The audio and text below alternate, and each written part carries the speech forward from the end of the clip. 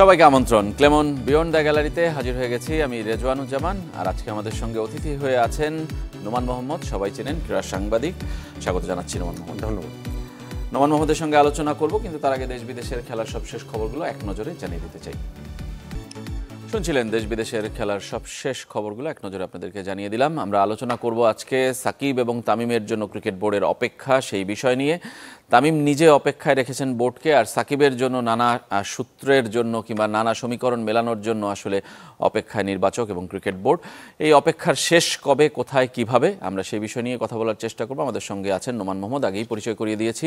আপনারাও চাইলে অংশ নিতে পারেন, আপনাদের কোনো প্রশ্ন থাকলে এই বিষয়ে আমাদের সঙ্গে শেয়ার করতে পারেন।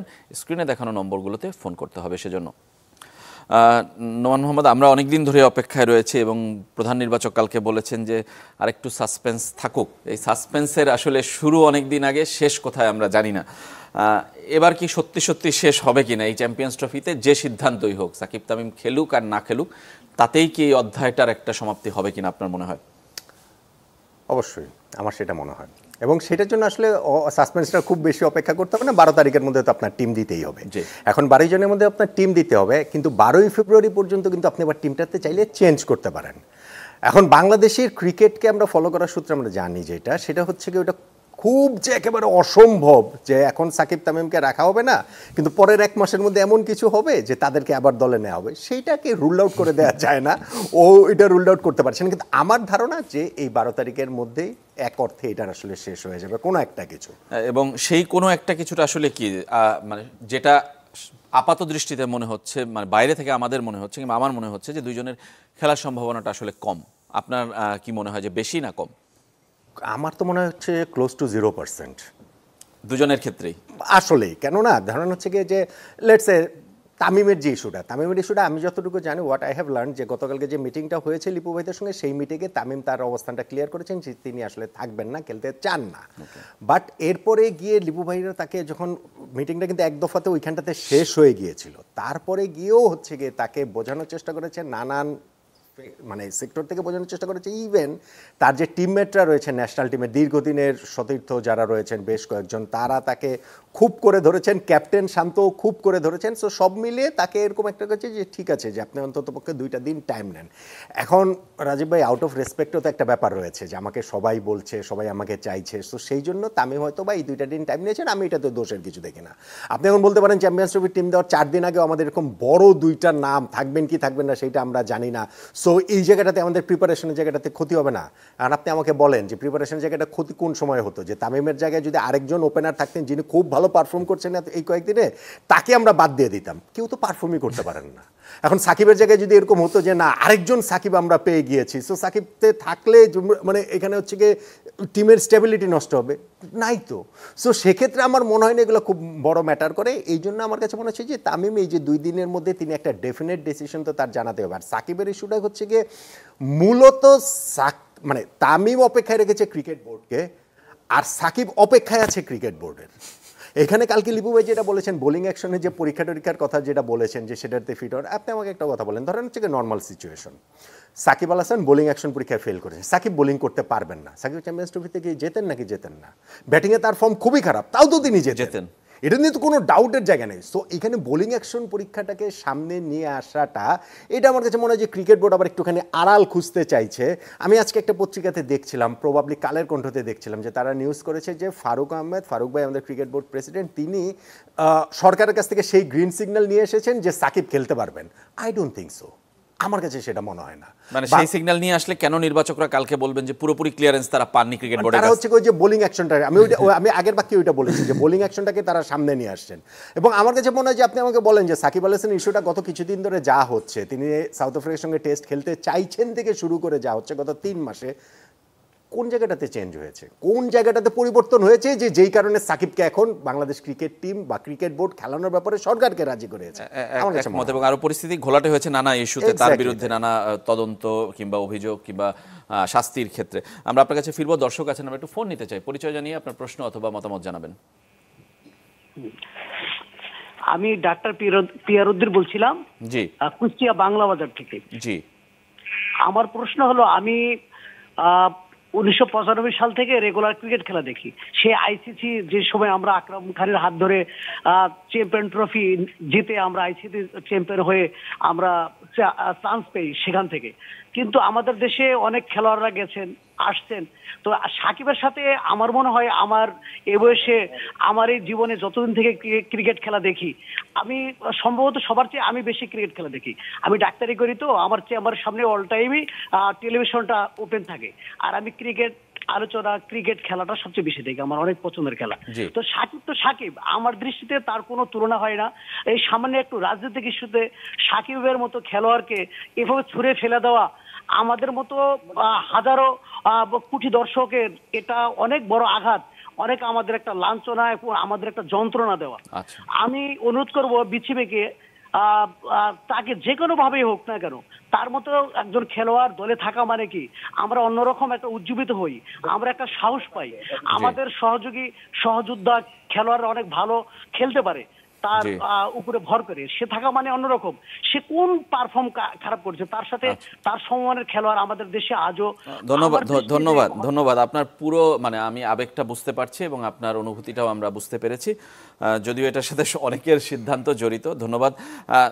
সাকিব আল হাসানের সম্পর্কে তিনি কি ক্রিকেট মাঠে অবিচারের শিকার হলেন কিনা, মানে এই বিষয়টাও জানতে চাই। একটা প্রশ্ন সাকিব নিয়ে এবং আরেকটা প্রশ্ন তামিম ইকবাল নিজে কেন এতদিন তার জাতীয় দল নিয়ে স্টেটমেন্ট দিয়ে অবস্থান ক্লিয়ার করেননি, মানে এই দুটো প্রশ্ন আমার খুব জানা। আচ্ছা, আমি সাকিবেরটাকে বলি যে ডক্টর ফিরোজ ভাই যে কথাটা বললেন, তার এই আবেগটা তো বাংলাদেশের অনেক মানুষের আবেগ। যদি আপনি শুধুমাত্র ক্রিকেটটাকে আলাদা করে রাখেন, আপনি নিজেও যে প্রশ্নটা করেছেন ক্রিকেট মাঠে অবিচারের শিকার হলেন কিনা, এখন প্রশ্ন হচ্ছে কি সাকিবকে আমরা ক্রিকেটার হিসেবে আলাদা করে দেখতে পারি?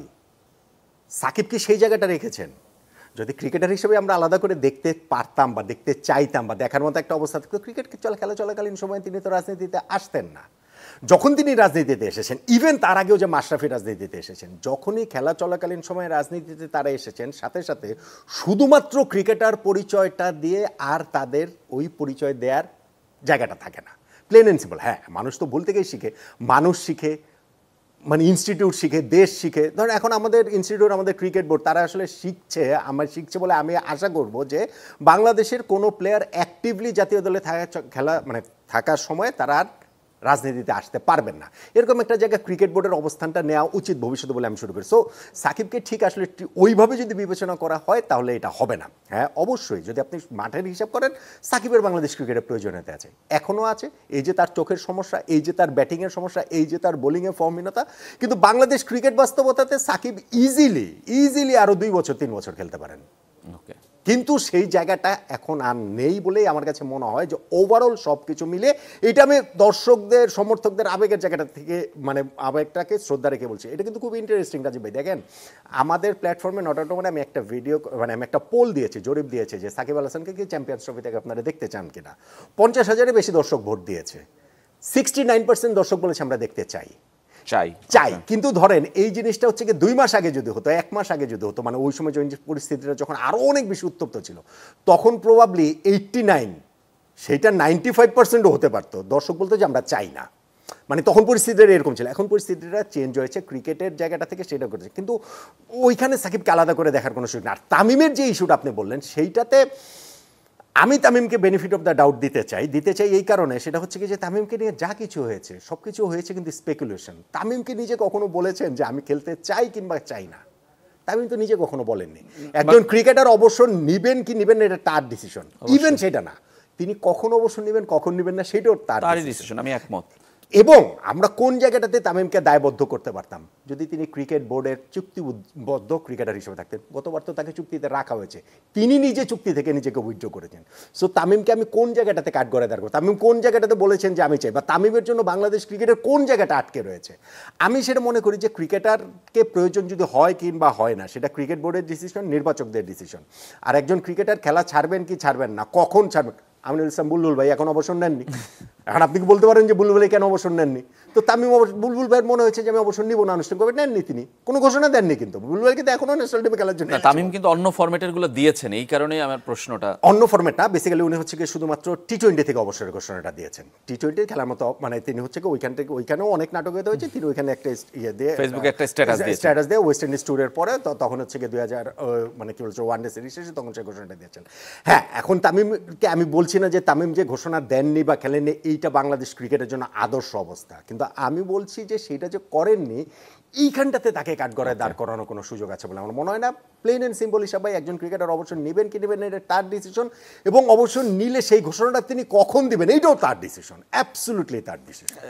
দিন শেষে মানে তামিম এবং সাকিবের যে প্রয়োজনীয়তা চারপাশ থেকে তাদের উপর যে আসলে দাবি উঠেছে খেলার জন্য, তামিমের কথা আপনি নিজেই বললেন, সতীর্থ, ক্যাপ্টেন কিংবা নির্বাচকদের আমরা যে ভূমিকা দেখছি, মানে এটাই কি মনে হয় যে বাংলাদেশের ক্রিকেটে এত বছর পরেও আসলে তার বিকল্প যে তৈরি হয়নি সেটা যেমন প্রমাণিত, তেমনি মানে তামিমকেও এখন প্রয়োজন, এখনও প্রয়োজন, মানে সেই জায়গাটায় আমরা এখনও রয়েছি। অবভিয়াসলি তামিমকে এই যে গত কিছুদিন ধরে 2023 সালে তো হচ্ছে ওয়ার্ল্ড কাপের আগে নিউজিল্যান্ডের বিপক্ষে ট্যুরে তিনি লাস্ট খেলেন, নিউজিল্যান্ডের বিপক্ষে সিরিজটাতে লাস্ট খেলেছেন, রাইট? এখন এই সময়ের মধ্যে যদি আমাদের অন্য ওপেনাররা পারফর্ম করতেন, তামিমের মতো পারফর্ম করতেন, তামিমের কাছাকাছি পারফর্ম করতেন, লেটসে হচ্ছে গিয়ে লিটন, লেটসে সৌম্য, লেটসে তানজিদ তামিম, তাহলে কি তামিমকে এখন আনার জন্য সবাই এরকম উদ্গ্রীব হয়ে থাকতো? তাহলে কি সিলেক্টররা তার সঙ্গে মিটিংয়ের পর মিটিং করতো, ক্রিকেট বোর্ড তার সঙ্গে কথার পর কথা বলতো, আগের বোর্ড এই বোর্ড, ক্যাপ্টেন এরকমভাবে মরিয়াভাবে চাইতেন না? এখন অন্যরা পারফর্ম করতে পারেন না, বাংলাদেশ ক্রিকেটের এটা হচ্ছে গিয়ে রিয়েলিটি, সেই জন্য এই অবস্থা। সাকিব আল হাসানের ক্ষেত্রে একই কথা প্রযোজ্য। রাজীব ভাই দেখেন ইন্ডিয়ান ক্রিকেট এই যে তারা হচ্ছে গিয়ে বর্ডার গাভাস্কার সিরিজটা হেরে আসলো, হ্যাঁ, এখন হচ্ছে গিয়ে বিরাট কোহলি এবং রোহিত শর্মার পারফরমেন্স নিয়ে প্রশ্ন উঠেছে, তারা খেলবেন কি খেলবেন না এটার কথাবার্তা উঠেছে, তাদেরকে তারা হয় অবসর নিতে পারেন অথবা তাদেরকে বাদ দিয়ে দিতে পারে, যেটাই হোক না কেন প্রত্যেকেই জানে, ইনক্লুডিং দোজ টু প্লেয়ার্স, তারা জানে তাদের বদলে যে ক্রিকেটাররা আসবে তারা হয়তো এমন পারফর্ম করবেন তাদেরই আর দলে প্রয়োজনীয়তা থাকবে না।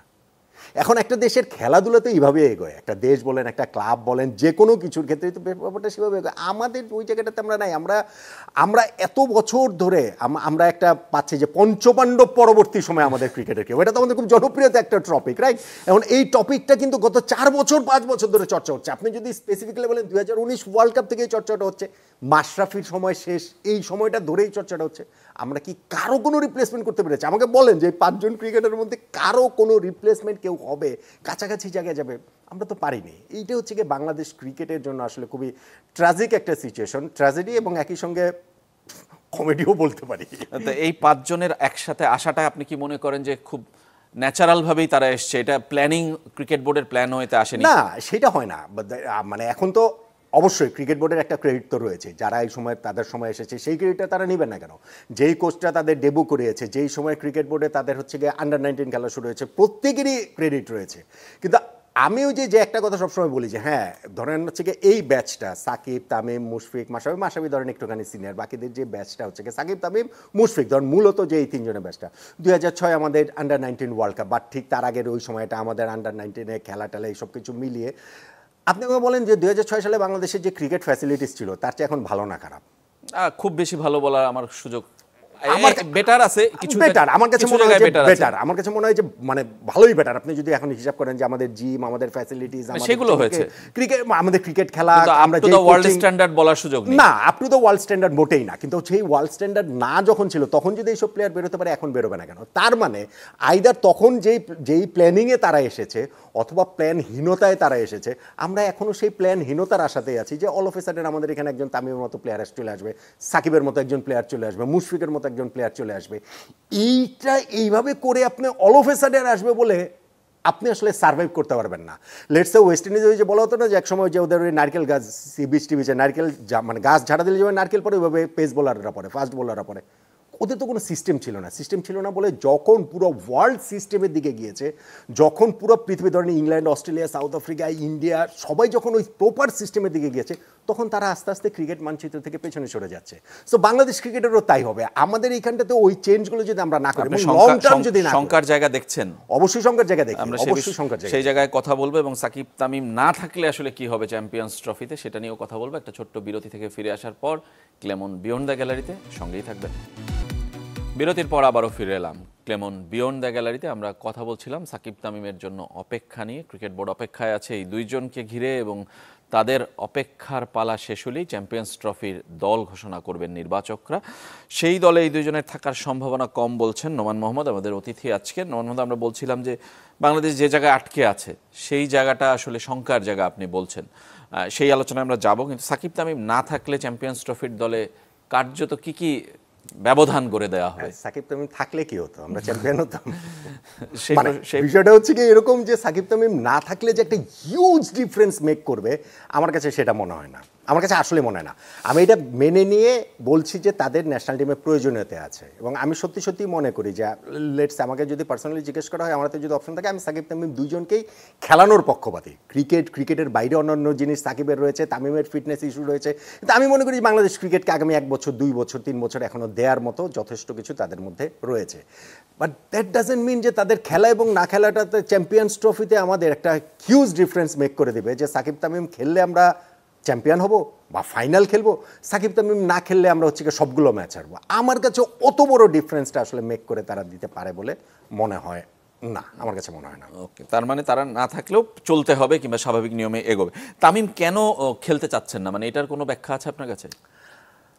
একটা তো হচ্ছে কি যে তামিম ন্যাশনাল টিম থেকে যেভাবে তাকে চলে যেতে হয়েছে ওই সময়টা 2023 ওয়ার্ল্ড কাপের ঠিক আগে কোচ চান্ডেকে হাতুড়ি সিংয়ে বলুন, ক্যাপ্টেন সাকিব আল হোসেন বলুন, ইভেন ক্রিকেট বোর্ড থেকে মানে নাজমুল হাসান পাপনের যে ক্রিকেট বোর্ড সেইটা থেকেও তিনি যথেষ্ট সহায়তা পাননি। এখন তামিমকে আমরা ধরেন যারা চিনি জানি তারা খুব জানি যে ও খুবই ইমোশনাল ছেলে, এবং সেই ইমোশনটা সে আবার পুষেও রাখতে পারে দীর্ঘ একটা দিন। ওইটা না, আমি বুঝেছি আপনার নেক্সট প্রশ্নটাই বুঝেছি যে এখন তো পাপন ভাই নাই, এখন তো হাতুড়ো নাই, এখন তো সাকিব আল হাসান নাই, ঠিক আছে, এগুলো সবই ঠিক আছে, কিন্তু আমার পয়েন্ট যেটা সেটা হচ্ছে কি যে ওইটা থেকে তার যথেষ্ট রিকভারি হয়েছে বলে আমার মনে হয় না, এবং সে ওইটার মধ্যেই আছে। ন্যাশনাল টিমে আমি এখনো ভাই তামিমের বয়স কত, 34 বছর, তামিম কেন 3 বছর খেলবে না?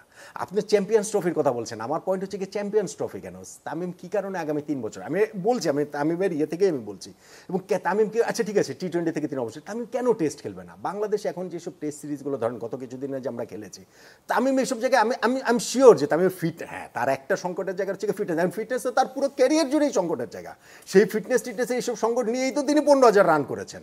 সো ওইটা যে একেবারে অসম্ভব বিষয়টা সেটা নয়।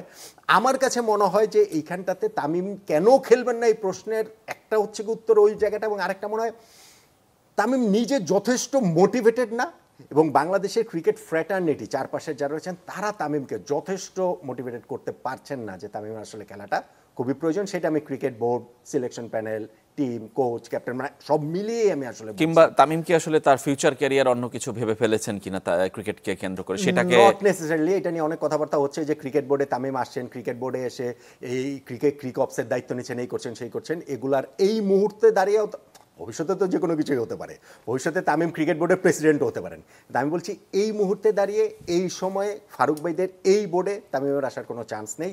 আর অন্য কোনো জায়গা বলতে তামিম কোচিং করাবেন প্রশ্নই ওঠে না। কমেন্ট্রি তামিম করতে পারেন, কিন্তু সেটাও যে ঠিক ধরেন আতার ভাই যেভাবে করছেন মানে প্রফেশনাল কমেন্টেটর, ওইটাও তামিম আসলে করবেন বলে মনে হয় না। বাট সামহাউ রাদার ক্রিকেটের সঙ্গে তিনি থাকবেন। আমি তামিমকে দেখি ইন ফিউচার, ভবিষ্যতে লং রানে তামিমকে আমি ক্রিকেট বোর্ডেই ইভেন দেখি, কিন্তু রাইট নাও এই মুহূর্তে যে আমি ক্রিকেট বোর্ডে আসবো দেখে আমি চ্যাম্পিয়ন্স ট্রফি খেলছি না, বা ক্রিকেট বোর্ডে আসবো দেখে আমি খেলা ছেড়ে দিচ্ছি, আমার কাছে সেটা মনে হয়। লাস্ট কোশ্চেন, আমরা যেটা বলেছিলাম যে সংকটের জায়গা বাংলাদেশের ক্রিকেটের, মানে সেটা থেকে তাহলে আপাতত কোনো উত্তরণের উপায় নেই? আপাতত উত্তরণ কোনোভাবেই হবে না। বাংলাদেশ ক্রিকেট বোর্ডে যদি এই মুহূর্তে প্রেসিডেন্ট হিসেবে ক্লাইভ লয়েডকে আনা হয়, ডিরেক্টরের ওই জায়গাগুলোতে ধরেন সুনীল গাভাস্কার, ম্যালকম মার্শাল তো আর নেই, ধরেন মাইকেল হোল্ডিং, আপনার বনকারকে বয়কট, সবাই আনলেও এটা লাভ হবে না, গাঙ্গুলি টাঙ্গুলি আনলে লাভ হবে না। জিনিসটা যেটা করতে হবে সেটা আপাত সংকট থেকে উত্তরণ না, 2 বছর পরে, 3 বছর পরে, 5 বছর পরে ক্রিকেটটাকে কোথায় দেখতে চাই আমরা। অত্যন্ত দুঃখের সঙ্গে আমি লাস্ট বাক্যটা বলতে চাই, সেটা হচ্ছে গিয়ে এই যে ফারুক ভাইরা দায়িত্ব নিয়েছেন 21শে আগস্ট থেকে, এই যে গত 4-5 মাস হলো, আমি এমন কোনো কিছু দেখিনি যাতে আমার কাছে মনে হয় বাংলাদেশ ক্রিকেটটা 2 বছর পরে, 3 বছর, 5 বছর পরে অন্য কোনো ডিরেকশনে যাবে, যেটা আগের ক্রিকেট বোর্ড পাপন ভাইরা যেটা করেনি, ফারুক ভাইরা অ্যাটলিস্ট সেটা করার শুরু করেছে বা চেষ্টা করেছে, এমন কোনো কিছু আমি দেখি না। সামনে যদি দেখতে পাই তাহলে তো অবশ্যই খুব ভালো লাগবে। ধন্যবাদ আপনাকে নোমান মোহাম্মদ আমাদের স্টুডিওতে আসার জন্য। খুব ভালো খবর দিতে পারলেন না, কিন্তু আমরা আশা করি ক্রিকেট বাংলাদেশের প্রাণের খেলা, মানুষের প্রাণের খেলা, জনপ্রিয় খেলা, সেই খেলাটায় সাফল্য, এবং সেটার একটা বড় প্রমাণ হতে পারে সামনে আসছে চ্যাম্পিয়ন্স ট্রফি, সেখানে বাংলাদেশ দল ভালো খেলুক সেই প্রত্যাশায় আজকের মতো এখানেই শেষ করছি।